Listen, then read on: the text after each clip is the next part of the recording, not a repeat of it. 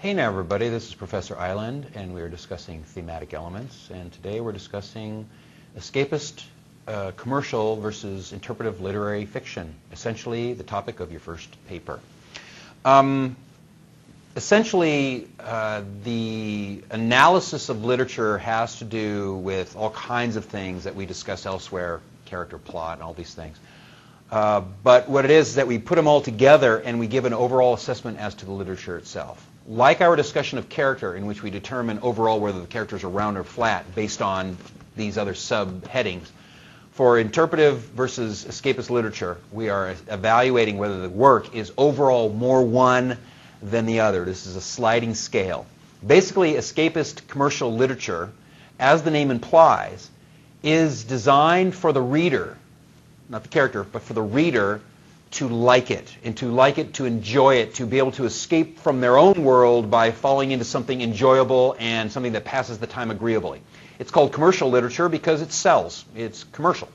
At the same time, it's also called escapist because it draws us away from our problems. It allows us to live vicariously through another character, to find happy endings, to find some kind of fantasy or something along those lines that pulls us away from our own problems and allows us to have a time of enjoyment.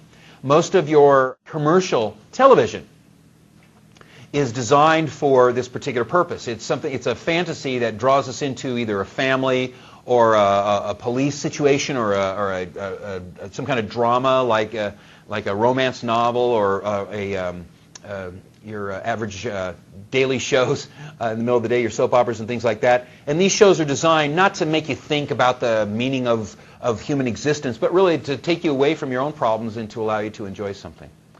On the other side of this is the literary interpretive fiction. It's called literary because the literary world decides that this is the stuff that people should read. This is often kind of heavy, pithy essays and novels and things like that, the standard core of stuff that people have been reading since people started going to college, in terms of the classic writers like Milton and Shakespeare and all that kind of stuff. A lot of that is considered literary because it's supposed to mean something. Now understand that even within that context, some of this material has to have certain elements of commercial value or nobody would read it.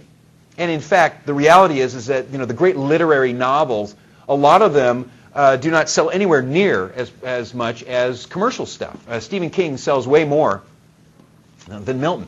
And not just because Milton's dead. It has to do with the fact that what King does and what Judith Krantz does and what other contemporary writers who write a lot and create interesting characters and interesting plot lines, what they do is they draw readership in because what they're doing is enjoyable for the reader, and that's what makes it commercial.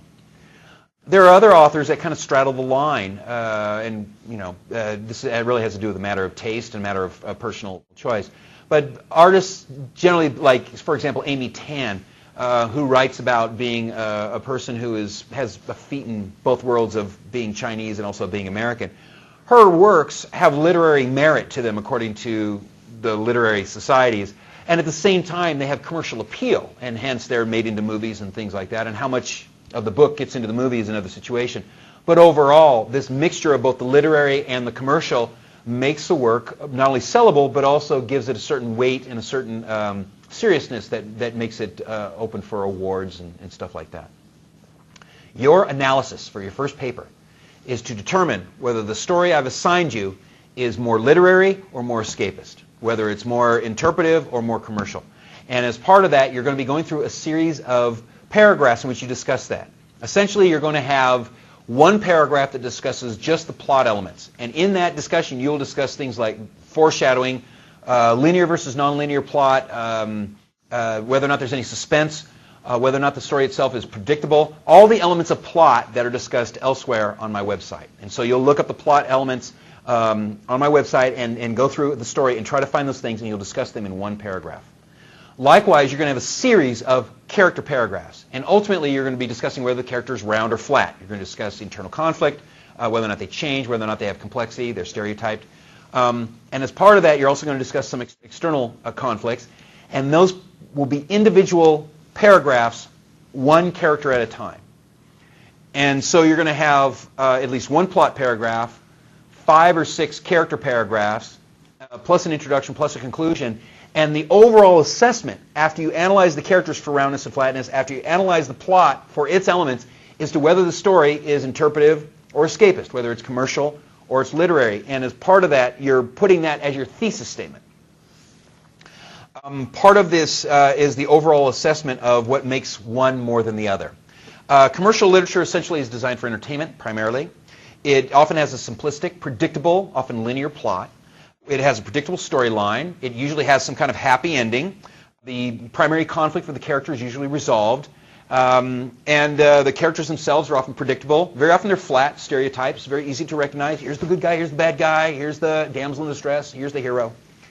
If there's a moral to the story, sometimes it's obvious and cliche, do good things to good people and good things will happen.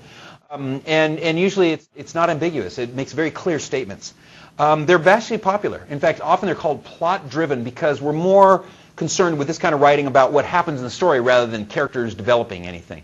A chase movie, a buddy movie, a romantic comedy, your standard James Bond movie. These are all commercially driven, commercial escapist works. Could there be some depth to it, some literary merit? Sure. But really, when you look at the basic elements of it, and you look at the characters and the plot construction, we're looking at something that's mostly commercial and escapist. Interpretive and literary fiction is designed to make the reader think. Very often they'll bring up ideas, plots, concepts, conflicts for the characters that reflect real life, and very often those conflicts will not be resolved. The conclusion will be indeterminate, and things will just be left hanging. Very often the characters are ambiguous. It's hard to tell who's good and who's bad, who's right and who's wrong, who's supposed to be the hero, who we're supposed to like. A likable character will have some horrible flaw that will make you say, wow, I'm not really sure I like this person all that much. Or even a character that is supposed to be the bad guy will have some character trait there you're going to say, well, that's not so bad. Or at least you're empathetic toward them. The plot is often more complicated. It can be nonlinear. And understand this linear, nonlinear thing. Sometimes a commercial work will change the plot order around simply because the story is so simple that they want to make it more complicated, like Pulp Fiction, for example, or Memento.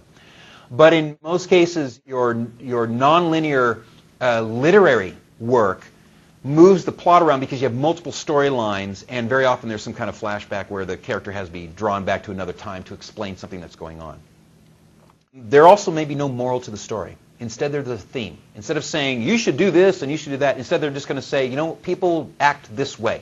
And they're not saying it's good or bad. They're not saying it's right or wrong. They're just saying it is. And this is discussed later in theme. Often these are character-driven because it's mostly about how the character evolves or how the character struggles rather than going from one plot point to the next. We're not looking for a chase and then a romantic scene and then some explosion, whatever. It's more about the character kind of going through these things and how they experience it and how they respond to it. The plot becomes an aid to explain the character rather than the plot being the focus of the story. Some literary elite people would say, well, this is quality fiction.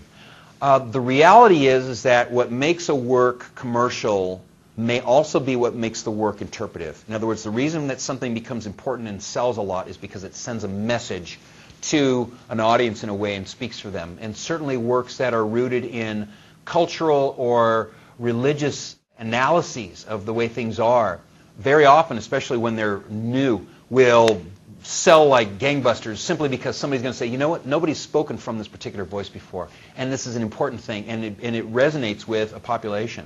A lot of the works you're going to be reading in my class are written by people who would be identified as cultural or gender minorities in this country, mostly because they're non-white upper-class males. To that end, however, a lot of these stories are not only relevant to Native Americans, relative to African Americans, relative to women, relative to the poor or the homeless.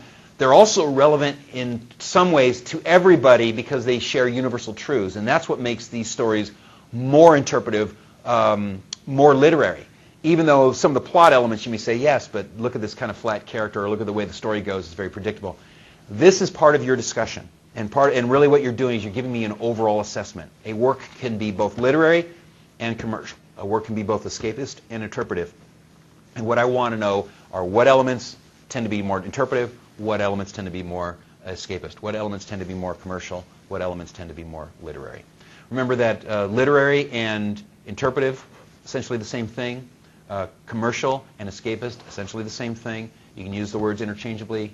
I'll understand what you mean either way. But the idea is that you're establishing what aspects of the story fall into one category or the other, and then your thesis statement will give us an overall assessment.